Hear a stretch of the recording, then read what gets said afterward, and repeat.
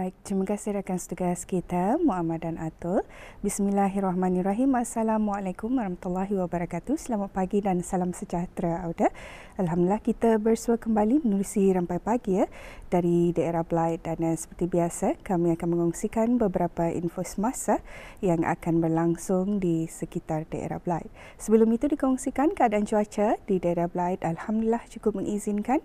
Semoga apapun jua perancangan yang Auda rancang akan berjalan dengan lancar. Baik, Auda, di sini ada beberapa info semasa di mana Pusat Belia, Jabatan Belia dan Sukan Cawangan Daerah Blight dengan kerjasama Persatuan Pertiwi Cawangan Daerah Blight akan mengadakan kelas kulinari pembuatan kek moden dan pastry di mana ianya akan diadakan pada hari Ahad ini. InsyaAllah bermula pada jam 8 pagi di Dewan Mini Pusat Belia, Jabatan Belia dan Sukan Jalan Bunga Rambai, Kuala Blight. Itu dia ada satu info semasa. Seterusnya kita akan beralih untuk mengikuti bahan visual yang telah pun disediakan untuk edisi hari ini. Silakan. Allahumma rahamna bil Qur'an waj'alhu lana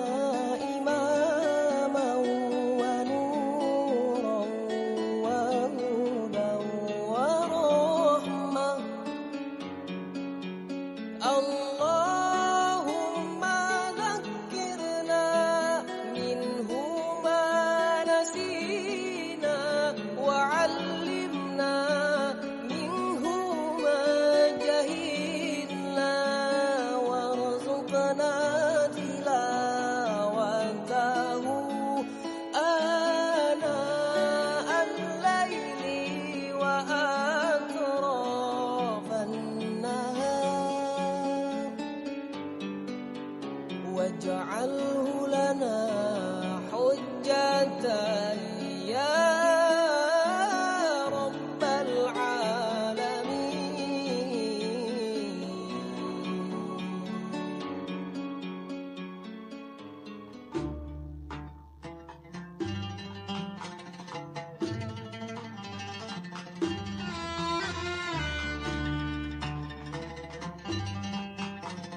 Pendidikan Islam mempunyai kekuatannya yang tersendiri.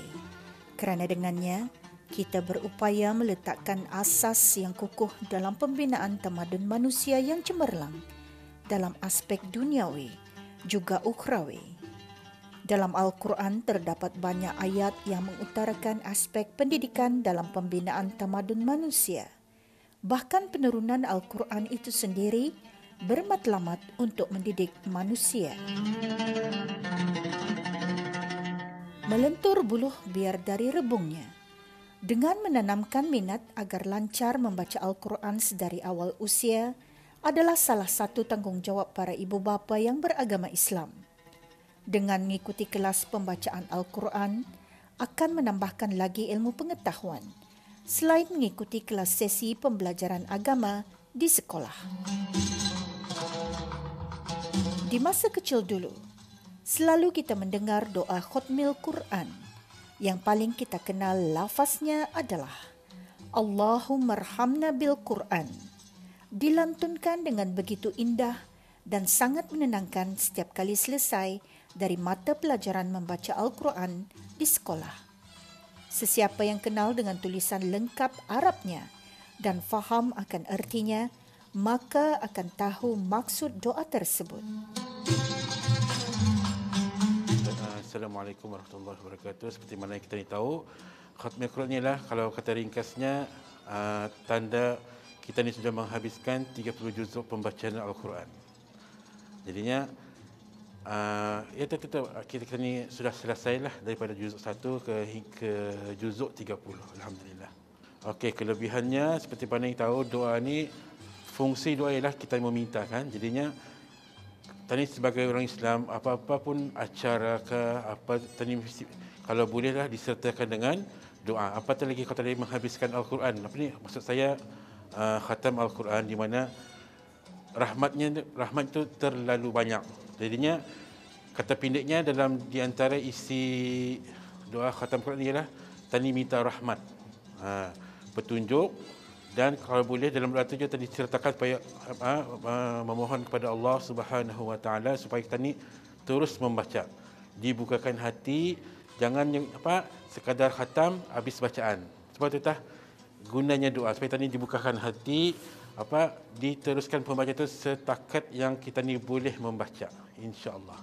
Okey, macam saya cakapkan tadi, doa ni lah tadi meminta. Tapi doa ni tadi meminta kepada siapa? Bukan kepada orang sesama manusia, tetapi semestinya kepada Allah Subhanahu Wa Taala. Di mana macam saya cakapkan tadi juga, dalam doa itu diselitkan supaya tadi sentiasa terbuka hati. Jadinya ringankan hati itu kita ni kalau kita berdoa kepada Allah, Allah makbulkan.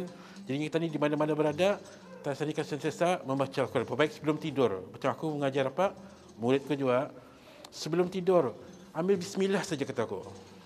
Boleh kan cikgu? Boleh. Bismillah tu termasuk dalam surah Al-Fatihah. Ayat yang pertama.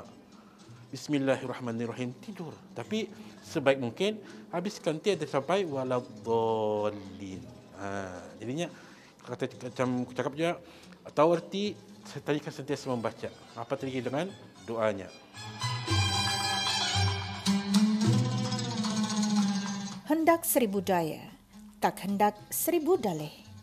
Jika kita mampu meluangkan banyak masa dengan menghabiskan membaca buku-buku novel dalam satu hari, kenapa pula tidak mampu berbuat demikian dengan kitab suci Al-Quran kita sendiri?